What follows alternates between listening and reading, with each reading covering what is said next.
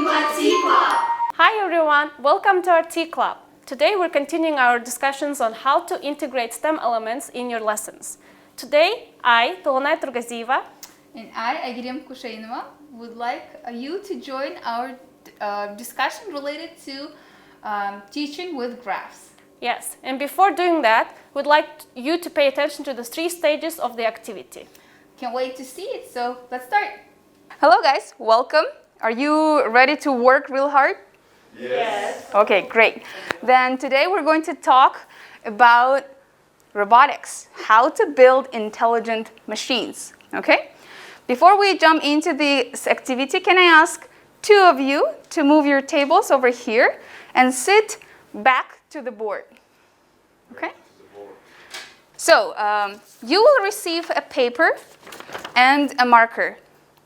Your friends will have to tell you the drawing. They will explain the drawing that they see on the whiteboard, and your task will be to draw this on the paper.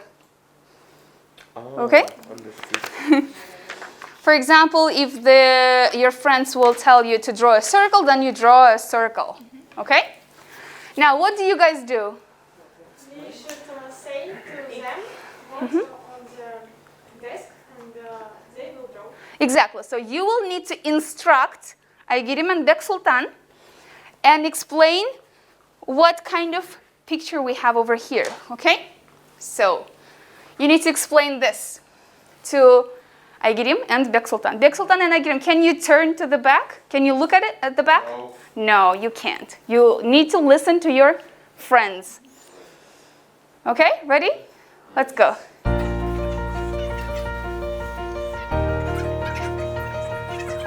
Okay, let's try to say it louder so they can hear you guys. On the head, yeah? Just on the top of the head. Here or here? Yes. Here. Ah, No, pyramid. no. The one? Small. Yes. Small? Yes, Like this? Yes.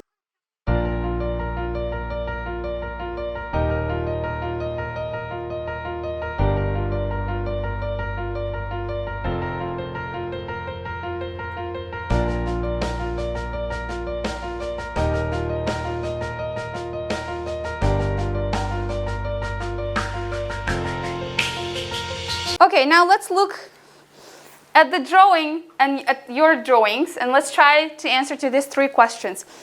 So, people who were sitting with their backs to the board, how did you feel? Interesting. Interesting. Was it easy or difficult? Medium. Medium. So, did you have a clear picture what they wanted to tell you? No. No. Okay. Now, how effective was the communication? How well did you communicate with each other, guys? Very well. Very well. But you said that it wasn't very easy to picture what they wanted you to do, right? Okay. Yeah, because there was some hard lines. So it was, from your side, it was difficult because there were some lines that were quite difficult to explain, right? Okay. Now, what was missing? What could be done to help you better draw or better instruct people who were drawing? To better instruct, I think some vocabulary. Some vocabulary, okay. Talking about vocabulary, can we say more specific vocabulary? Yes. Okay, for example, draw a circle right in the middle of the page, right?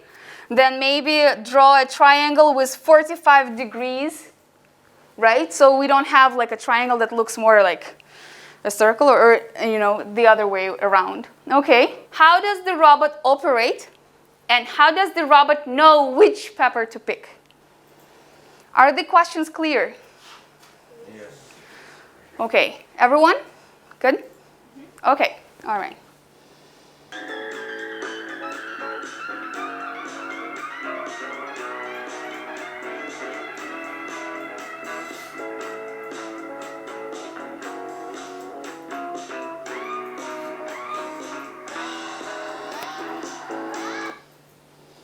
Okay?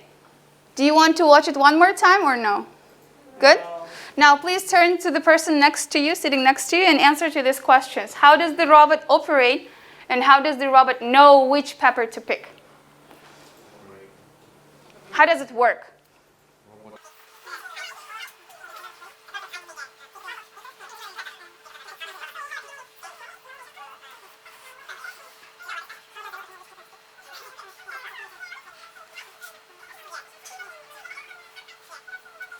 Okay, let's discuss it all together. So, how does the robot work? How does it operate? It's right on the floor. Okay. Take the height to take the pepper. Uh-huh. Because he don't take the pepper who was near to the ground. Yeah. Always? He choose the pepper who was on some height, like only the line. Okay, do you guys agree? That it always has a specific height. Yes. For example, 50 centimeters, it doesn't look at the peppers below 50 centimeters. Do you agree? I also think that color Okay, elaborate. Tell more. color of the pepper, it's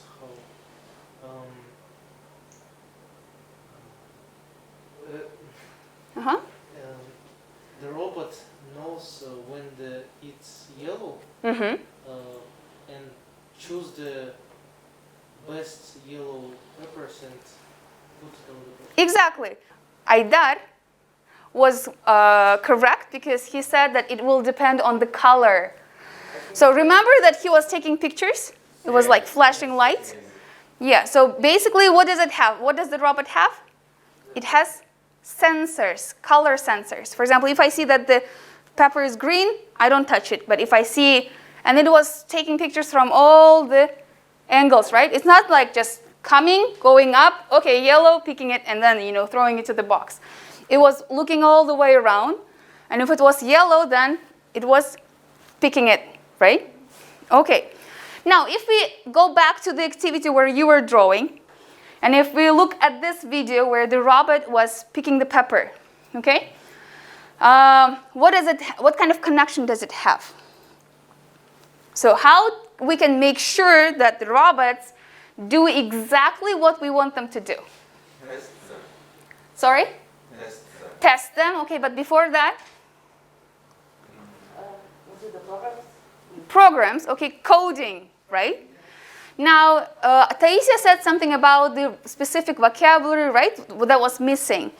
So what is very important when you are programming the robot? Do more information Uh-huh. about the things that they will do. Right. So for example, for you as a person, to go and pick a pepper, is it an easy task or a difficult task? Easy task. Why?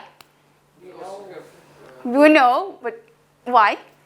Because when we was young, for example, some of the relatives, so for example, our mother says that yellow pepper is good, we should take them to eat. Uh-huh. Okay, good.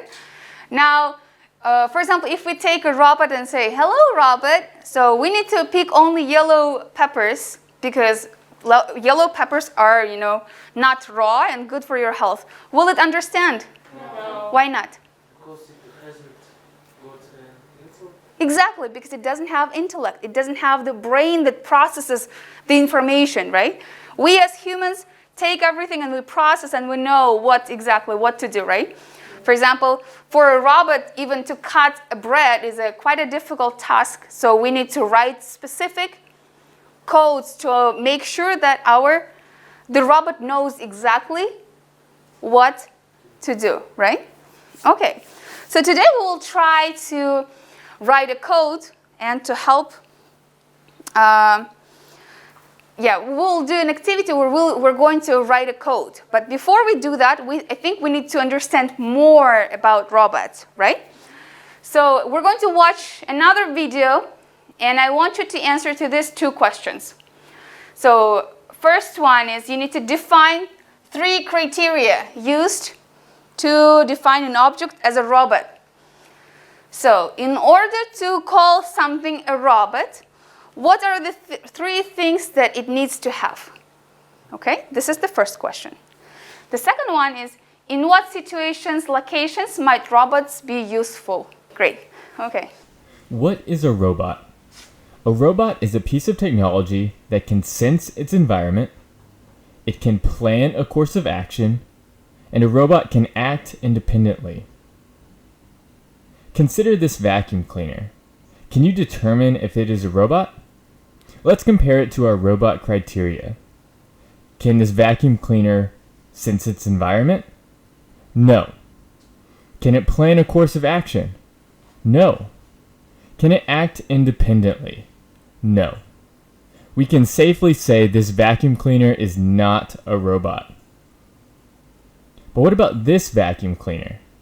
Can it sense its environment? Yes, it knows when it runs into an object. Can it plan a course of action? Yes, it moves in a certain direction until it touches an object or decides to turn. Can it act independently? Yes, it does not require human interaction to implement its plan. Now let's look at a first tech challenge robot. This robot has sensors that detect touch and sound waves. It also has an Android smartphone that acts as its controller or brain and plans its actions. And lastly, it has actuators to implement the plan's actions, which include 12-volt motors, servo motors, a touchscreen, speaker, and radios. A robot may run autonomously, meaning it runs by itself, or it may be operated by a human driver. Now let's take it all together. So what are the three criteria? First They're is used. sense. Okay, Sense. Rustam? First is sense. Sense. Can you explain more? What does it mean? Other people can help. When it had an orientation. Okay, it has some kind of orientation around the space. For example, the vacuum cleaner robot, right? Yeah.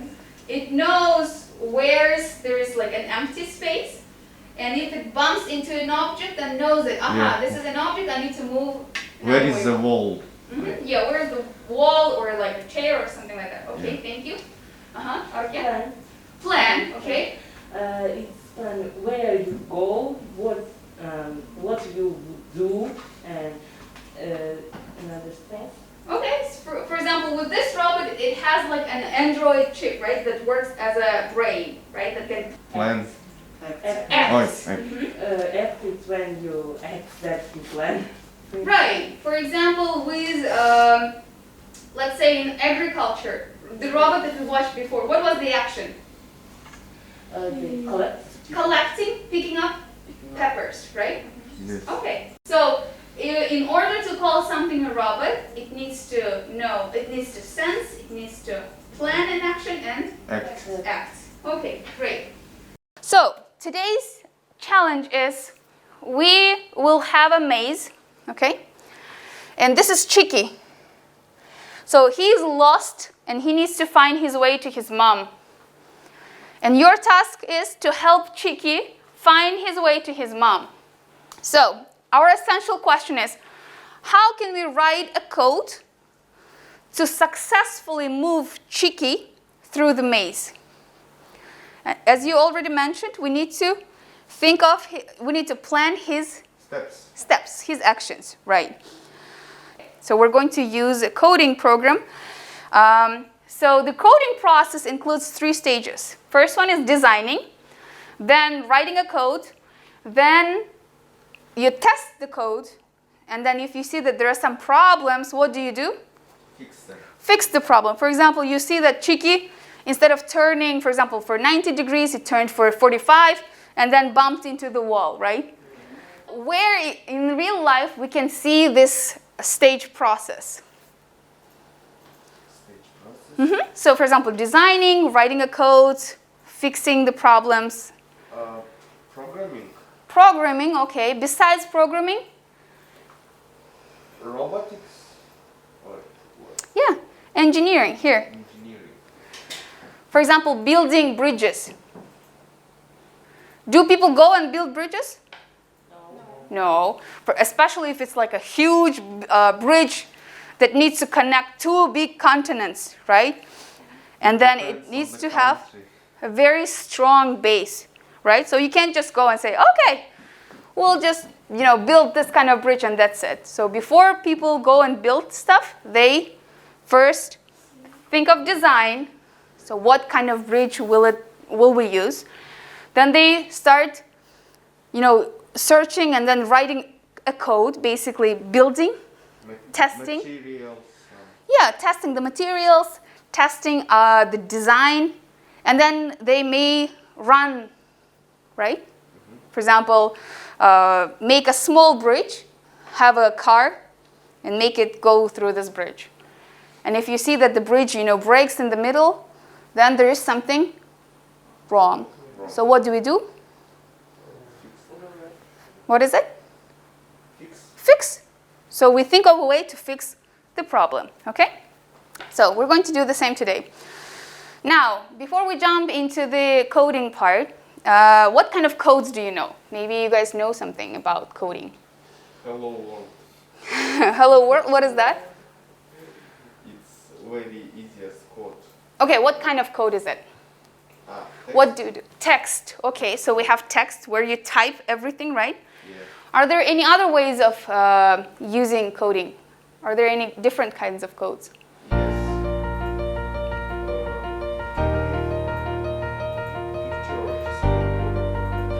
Okay, interesting. But today we're going to talk about text-based versus block-based. Any ideas what is the difference between text and block?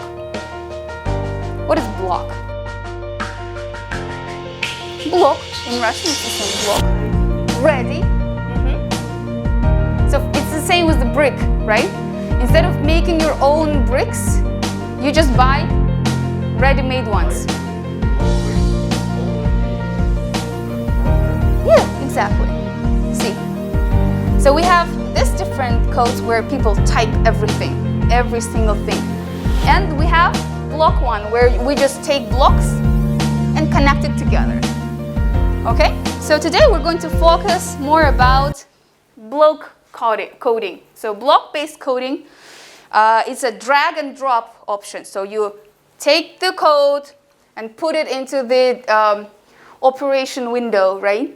The coding window. And you just connect different kinds of blocks together. Okay? And traditional ones, why is it more difficult? What, block-based? Text-based. Text.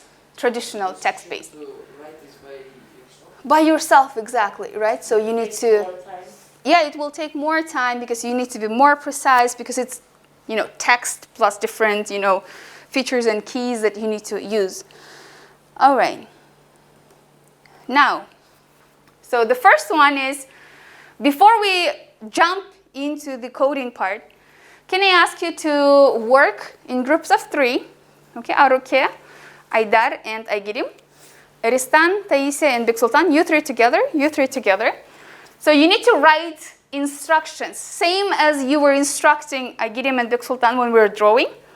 You need to write same instructions for Chiki to follow this maze to get to his mom.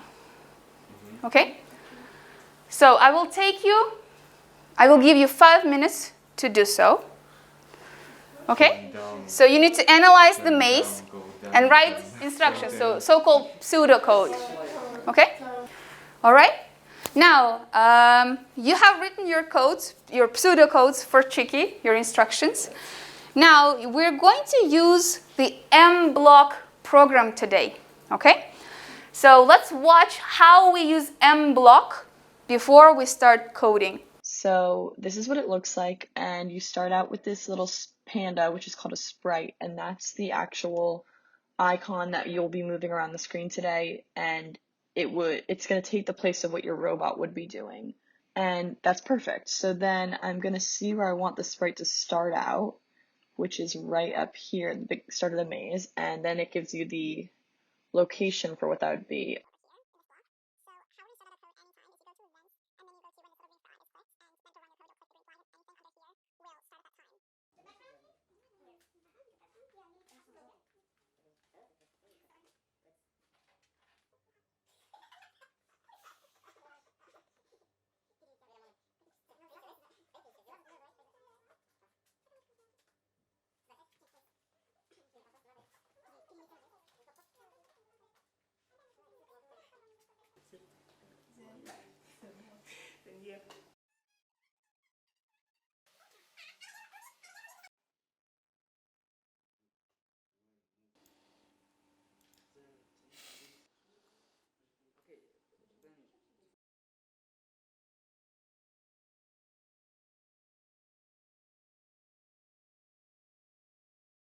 Now, how did you guys like the activity?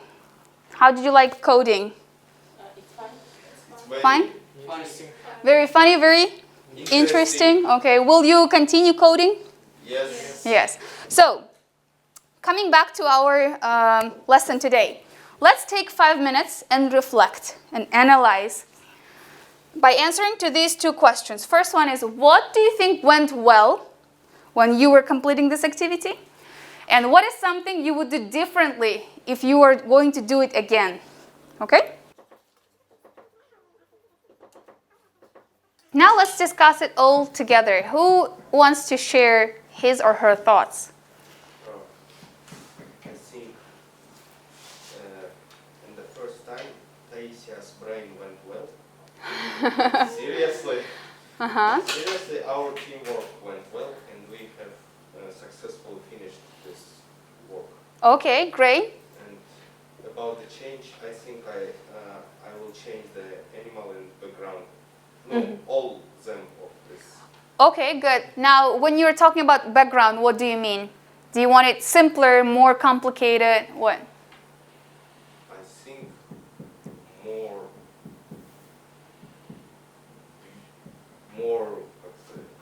like games, you know. Okay, more fun, right? More fun. More fun background. Okay, right. Anyone else? About first, chicken was moving. Also, we can record the sounds. Mm-hmm. And finally, chicken find his mom. I think it's very good job. Okay. And second, I can I will choose another sound. Okay. So you'll try to record your own sounds. Maybe. Okay. I will find another. Okay, thank you. Anyone else? Mm-hmm. From this group, maybe? What do you think went well and what would you change? Okay. Process of coding was very interesting. Mhm. I think the best one was our emotions. Okay. And the second one, I would take another animal and location. Okay. So you're all saying that you are going to do you're going to choose another background and another animal, which means you are very interested in continuing using and coding, right? Testing. So if you all enjoyed today's coding process, then here's the list of things that you can do. So if you like today's activity, then you may be interested in these topics. So you can explore more about artificial intelligence, programming, ultrasonic sensing, pathfinding in robotics, and applications of robots. So you can explore more of these topics to learn more about coding. Okay? And these are the engineering types of engineering that are relevant, that are close to robotics, like coding and etc. So you can use electrical engineering or computer science or mechanical engineering. It all involves coding and making these processes easier for the robots to do or to build stuff. Okay? Now, I hope you enjoyed today's session. Then I'm going to let you go so you can go home and explore more the mBlock platform. And if you want, you can actually download it on your computer and it will be easier. So it will work as an application on your laptop or computers. Okay? So thank you so much for coming today and Thank you for listening. see you next time. Yeah? Goodbye. Bye. Okay, here we are again, back in our virtual teacher's room. So, Tolunay, can you please tell us more about your lesson? Yeah, during this lesson, students were looking at the chart and trying to make sense of it, interpret, analyze it. And it's one approach to teaching STEM when we give students authentic context which relates to their life. It's like meaningful learning for them. Isn't it amazing? So please tell us more about how did you achieve your goal? Yeah, so as you have noticed, there were 3 stages of this activity. First, students just look at the graph and try to answer. What do they notice? In this stage, students just look at the information, you can also guide them to look for similarities or differences. For example, like what's the highest number on this chart or what's the lowest? And then the second stage is where they try to answer the question, what do you wonder? Or what makes you curious about this chart? And they can say, okay, so for example, in our mental health chart, they were discussing like, I wonder why it's an issue, or maybe I wonder like why people don't know about it, okay? And in the last stage, students have to write or answer the question, what's the story behind it? And it makes them, from the data that was given, come to a certain conclusion. That's amazing. I also like that, the graphs that you were using were taken from the real life, from the real report, right? So yeah. Is there a way we can find it on the web? Is it open resource? Yeah, so the graphs that I usually use are from New York Times Learning Network. You can go to their website and look for what's going on this graph. And they post a new graph every week, and sometime later they post a reveal, which is basically like an extended information about the graph. So if we have an extension of the graph that we're using, it allows us to continue our series of lessons and build up the students' confidence and knowledge slowly and step by step. And I like that. And I like that you're using authentic material that is a real life report that people just take and you bring it into your own classroom. Because students leave high school, they leave school and they will still continue using these skills in their jobs, at their universities. I mean, some people might continue studying and they will need to encounter these graphs and they need to know how to read these graphs in real life as well. Yeah, and the curious thing is that right now we're having so much information inflow from all the various sources, and it's critical for our students growing up to have those media literacy skills, critical thinking. They have to be able to identify looking at the information whether it's wrong or right. And in addition to that, interpreting graphs actually is like a common task in English language exams, and it will help. And once your students generate the skill, they will be. It will be easier for them to use it in their exams. Isn't it amazing? I mean, there are so many positive things that you can use just by devoting 10 or 15 minutes of your class and make it as a routine.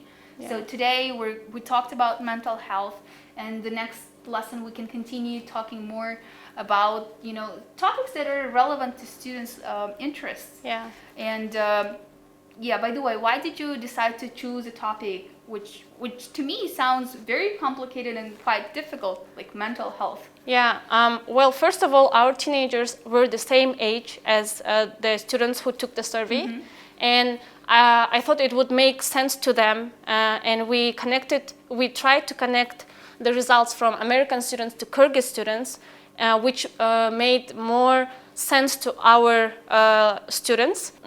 And I noticed that, since you mentioned when you tried to personalize the task in the last stage, students were saying that maybe the reason why, students, the number of students who answered the question about depression was higher than, students who disagreed that they have depression is because parents nowadays, they have this generation gap where they can't communicate well with each other. And that's why they thought that they're depressed, because there was some kind of miscommunication. And it tells us that students are aware of the problem that is present nowadays. And that's why they shared their opinions and they were open to discuss these topics. Yeah, and most importantly, during those discussions, we try to find solutions to the problem.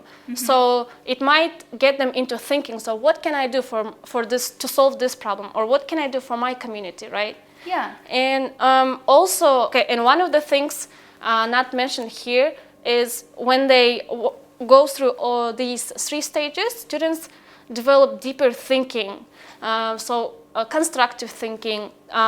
Also, when we were asking for their opinion, we asked to back up their claims with evidence. So if I say many teenagers are experiencing depression, how do you know this? Why are you saying this? And they say, okay, if you look at this chart, 70% of the respondents are saying this. So it helps them to develop argumentation skills, which is essentially a very good skill when you're growing up. Yeah, and my last question to Luna is, since you took the data from the American website and it's about American teenagers, is there a way we can somehow relate it to Kyrgyzstan, somehow relate to students' lives? Well, most of the data on New York Times website is about universal problems, but if you want to localize it, you can always go to National Statistics Committee website in Kyrgyzstan, and it has all the data that's sorted by gender, age, or regions, and it actually has information from different years. So you can take something from 2020 and compare it to 2000, and make your students like draw their conclusions from these comparisons. Yeah, I see that there are so many activities that you can do with graphs, and I hope you are, taking notes and making sure that you're definitely going to use these graphs in your own lessons. Yeah, we encourage you to do it because it only takes 10 to 15 minutes a week, and once you make it a routine, your students will get used to it, and it will be easier for them to come to conclusions and interpret data. And if I want to connect it and expand the students' skills, and I think a great option would be to collaborate with your computer science teacher and then ask him to teach how these charts are made using, I know that we can easily use Excel, so maybe your computer science teacher can help you with teaching how to create these graphs. And actually you can do it vice versa. You can give your students a report, and based on that you can ask your students to create interesting graphs or charts. That way it allows them for more creativity. Yeah, and as we already mentioned, there's so many different activities that you can do with graphs, and we hope you will try it and share your thoughts with us using Lingva's Facebook or Instagram pages. Yeah, we'll be waiting for your replies. Thank you so much for joining today, and see you next time. Bye-bye.